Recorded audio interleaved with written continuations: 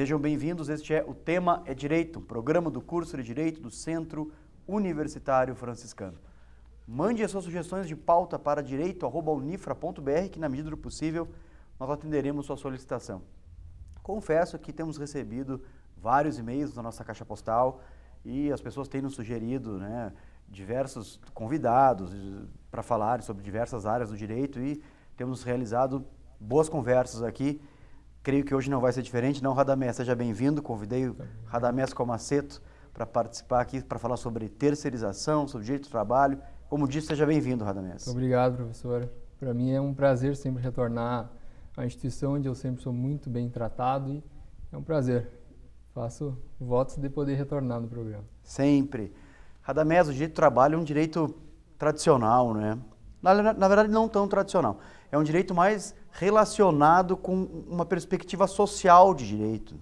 E ele tem um brilho próprio justamente por isso, né? Um direito que se sedimenta ali no segundo pós-guerra e tal. Eu queria que tu falasse um pouquinho sobre isso, para depois a gente entrar no foco, do convite de hoje, que seria a questão da terceirização.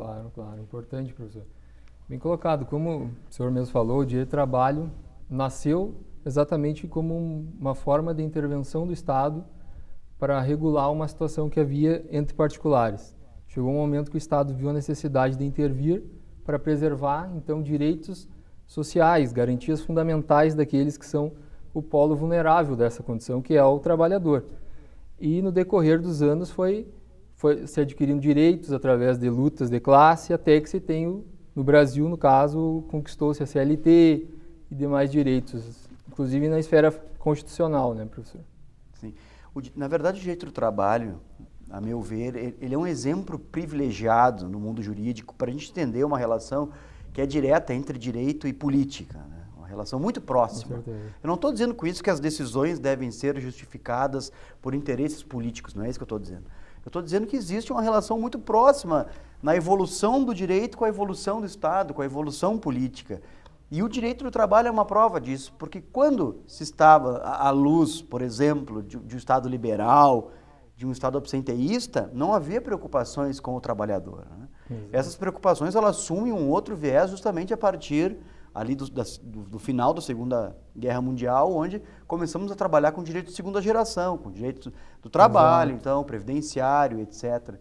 Então se engana aquele que acha que não há uma relação direta entre direito e política aí nesse particular, não, Radamés? Com certeza há uma relação direta, inclusive, como o senhor disse, no pós-guerra ali com a Constituição mexicana, a Constituição alemã, que garantiu-se no texto constitucional direitos fundamentais defendendo essa classe social, que são os trabalhadores.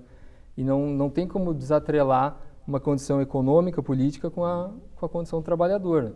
E toda no tema que nós vamos trabalhar hoje, da terceirização, ele está diretamente ligado à política e à economia. Então é nesse ponto que você tem que ter um cuidado de até onde pode ir uma influência política no que tange a preservar ou então flexibilizar direitos dos trabalhadores, professor? Agora eu vou te fazer uma pergunta provocativa. Claro que tu tem a tua opinião sobre isso e eu creio que o nosso telespectador em casa também tem. Esse tipo de decisão te parece assim que ele segue o movimento político daquele momento no país para ele ser tomado? Poderia dizer, em outras palavras, que se tivéssemos um outro tipo de governo, por exemplo, a decisão não seria essa? Estou falando em relação à aprovação do projeto de lei 4302, desde 98, que foi aprovado agora no último dia 22, 22 de março. Exatamente, professor. Analisando especificamente esse projeto de lei, ele foi aprovado pela Câmara, primeira vez em 98, ainda no governo do FHC, foi encaminhado para o Senado no início dos anos 2000, teve aprovação do Senado, retornou para a Câmara dos Deputados.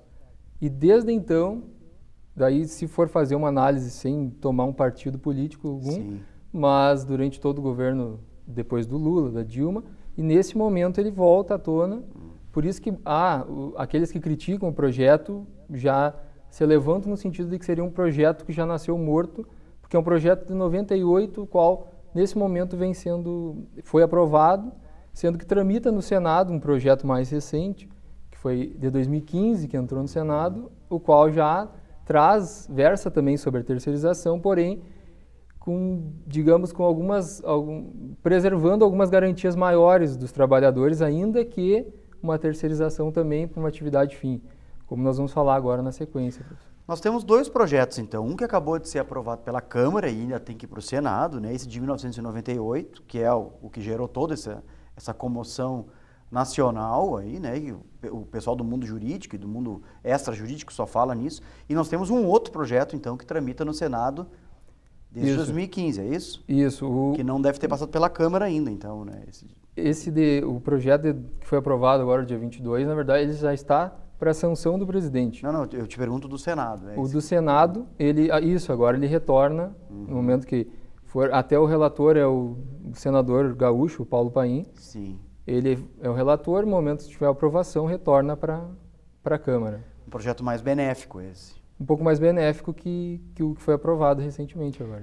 Bom, indo direto ao ponto, assim, queria que tu fizesse uma espécie de aparato geral, assim, do que é esse projeto de lei, sobre o que ele versa em termos de terceirização, o que é atividade fim, né? Tu vai falando, eu vou te perguntando para a gente situar o nosso telespectador deixar ele bem por dentro dessa matéria. Importante isso, professor, que muito você tem falado na mídia sobre terceirização, sobre trabalhador temporário, mas a sociedade como um todo acaba não tendo também um conhecimento de como se trata essa relação. Na verdade, a terceirização é uma relação triangular, poderia-se dizer, onde há o trabalhador, o qual ele é contratado de uma empresa terceirizada, mas ele atua, a força de trabalho, ele vende para aquela tomadora, por intermédio dessa terceirizadora. Então, a empresa que terceiriza o trabalho do empregado, mas ele está vinculado a a empresa terceirizada, ela que contrata, que paga salário, que administra toda a sua atividade. Ele não tem uma pessoalidade, que é um dos requisitos para configurar uma relação de emprego, com a tomadora ou empresa-mãe, como chamam. Sim. Que essa aqui, o terceirizado, a empresa terceirizada, ela tem a liberdade de mandar hoje um empregado, amanhã outro, sem que essa aqui, a tomadora, tenha a pessoalidade, que exija que seja especificamente um trabalhador. Isso que, na condição que nós temos hoje, a terceirização ela é regulada, não há uma lei que a regule. Ela acabou sendo regulada por jurisprudências, com a súmula 331 do TST, que hoje, essa súmula, ela especificou que apenas é possível a terceirização da atividade meio. O que é atividade meio, professor? Atividade meio é aquela que não se destina ao objeto social da empresa. Ou seja, isso é um exemplo comum de se ver. Um exemplo de uma escola, atividade fim, é a educação. Sim. Ela pode terceirizar serviço de limpeza, de portaria, de TI. Isso era o que constava na súmula 331 do TST. Exatamente. Havendo a sanção do presidente do projeto de lei, passa-se a ampliar essa possibilidade. Então, essa mesma escola, que poderia contratar apenas o serviço de limpeza, de informática, passa a poder contratar, inclusive, um professor, que é a atividade fim da empresa. Entende? Então, nesse sentido que há todo esse levante, porque até então não se permitiria isso. E se houvesse uma contratação, a tomadora, essa empresa que se beneficia do serviço desse empregado, caso ela contratasse por intermédio de uma terceirizada, mas um profissional que desenvolvesse atividade fim, o entendimento da jurisprudência é que esse empregado teria um vínculo de emprego com a tomadora. Claro. Ela se responsabilizando diretamente sobre todas as verbas trabalhistas e previdenciárias. Então, com a aprovação desse projeto, possibilita-se isso. Possibilita-se que a tomadora possa contratar por intermédio de uma terceirizada um profissional que desenvolva atividade fim. O projeto ele estende essa possibilidade para empresas privadas e também para a administração pública, correto, Radamés? Acho que isso é importante porque está no cerne da discussão. O projeto de lei, expressamente, ele possibilita, inclusive, a terceirização para a administração pública. Sim. Mas, nesse momento, nós vamos não se tem ainda, o projeto de lei apenas possibilita, mas vai depender de cada administrador. Por exemplo, um tribunal, o presidente do tribunal poderá, ao invés de lançar um edital para a contratação de profissionais da área técnica, administrativo, simplesmente não vou contratar, não vou abrir um edital para contratar servidores públicos para isso, vou terceirizar. Eu acredito que é muito difícil haver uma terceirização de cargos com um conhecimento técnico que se exige mais, por exemplo, um promotor, um juiz. E tem cargos que não se pode terceirizar, como um policial federal, por exemplo. Mas há a possibilidade de haver, com a sanção do projeto de lei, uma redução de cargos públicos, né? Eu tenho lido muito a respeito, né, principalmente depois que saiu a notícia da aprovação, e agora, como você mesmo disse, só falta a sanção do presidente, e muito possivelmente vai haver essa sanção, É né? bem provável. Não adianta a gente querer esconder isso.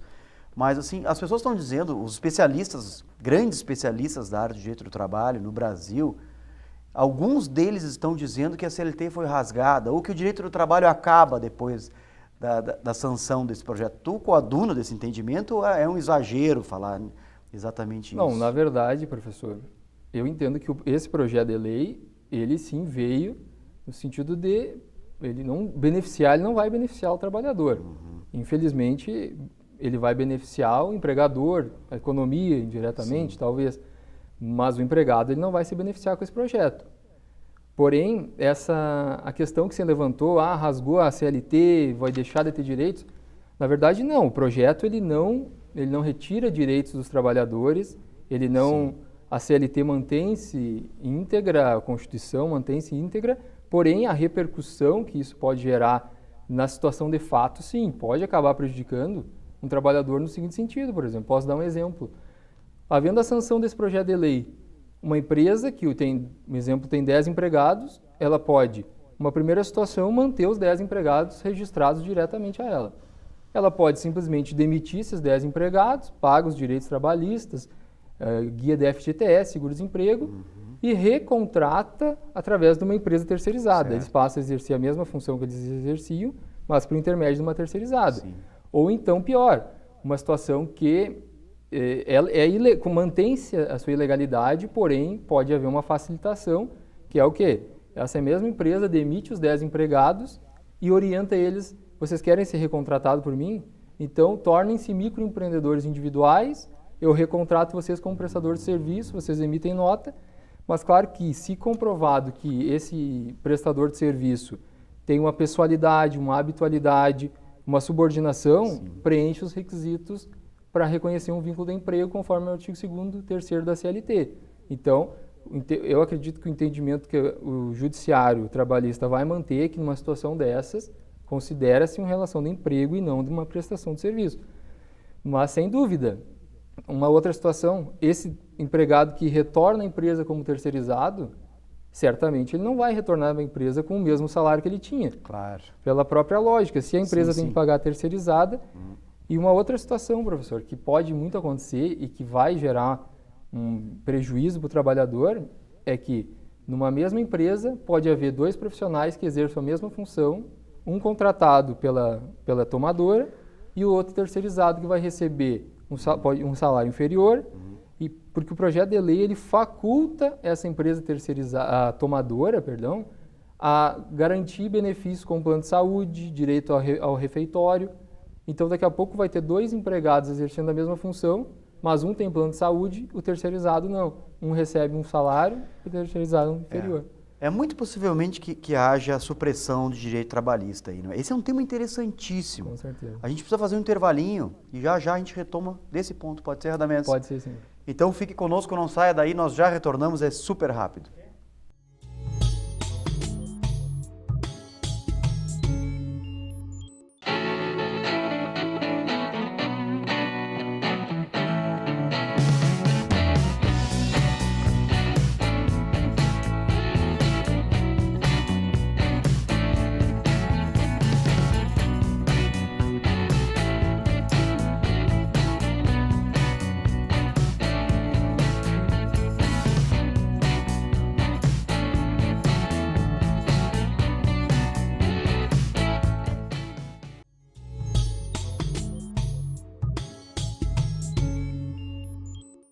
Retornamos com o tema É Direito de hoje.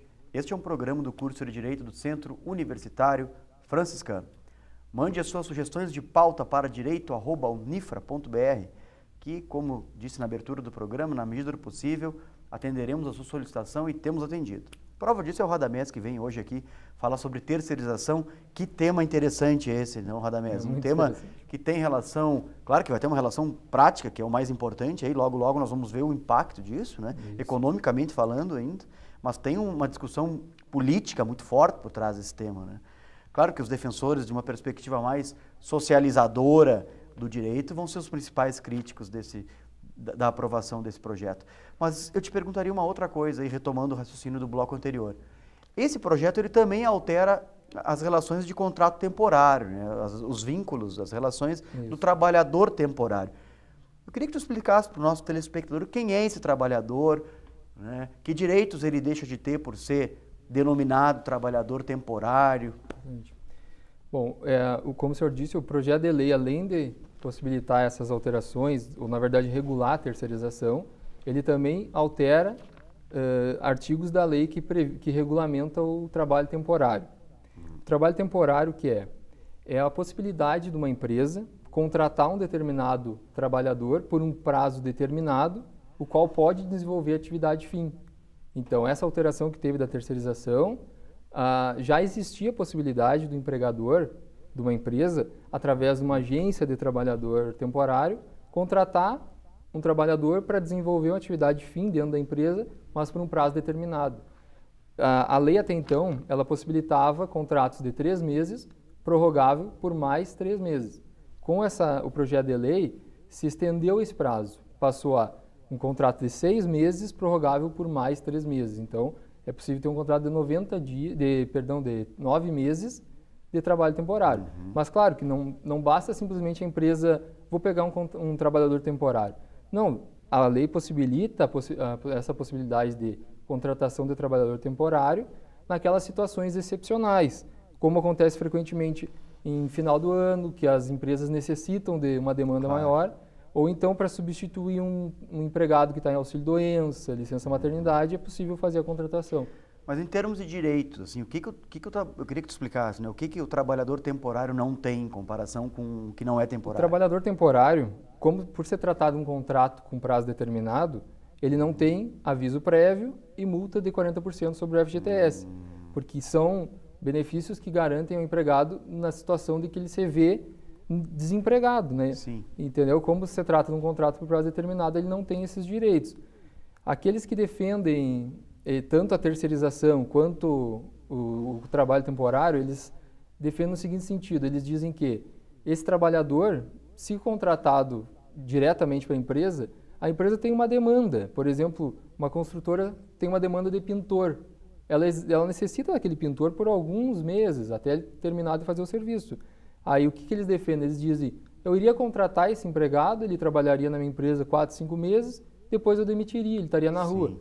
Já se ele está numa empresa terceirizada ou numa agência de trabalho temporário, ele vai estar trabalhando hoje para uma tomadora, acabou o serviço ali, ele pode já estar seguindo para outra. Entendeu? O argumento daqueles que defendem seria nesse sentido. E por que tu acha que esse projeto demorou tanto tempo para ser aprovado, Radamés? Independente da gente ser a favor ou ser contra, né? Ele nasce lá em 1998, nós estamos em 2017, recém agora o projeto decola, vamos chamar assim. Aqueles que defendem o projeto, eles o defendem no sentido de que eles entendem que há uma necessidade de intervenção do Estado, do Legislativo, para beneficiar a economia.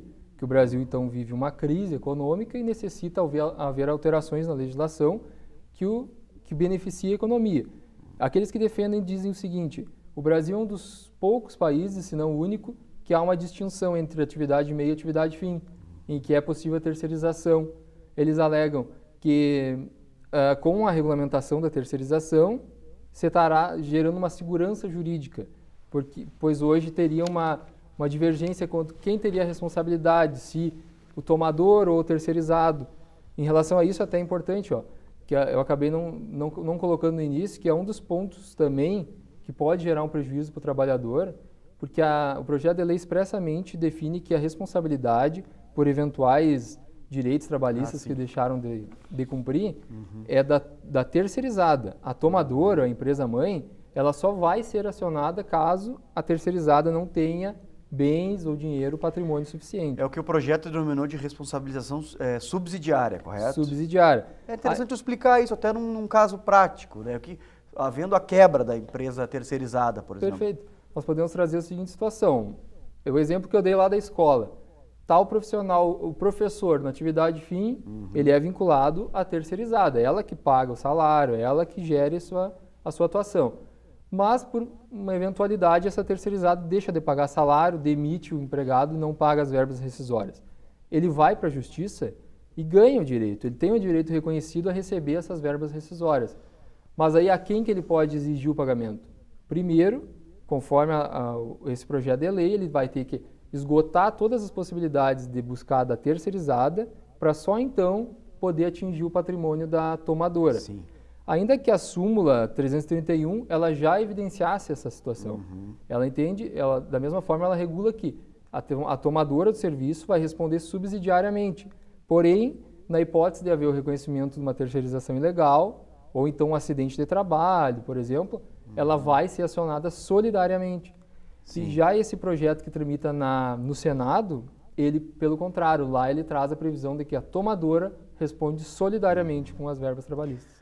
Mas tu achas, Radamés, assim, que talvez a grande alteração aí do projeto em relação ao que a jurisprudência já vinha decidindo está na diferença entre atividade meio e atividade fim? A alteração principal é essa aí? Basicamente é essa alteração, porque com isso possibilitou uma amplitude de terceirização. Claro. A responsabilidade, por mais que agora expressamente se traga numa lei que é subsidiária, mas um outro ponto também é o reconhecimento do vínculo, como eu havia falado agora.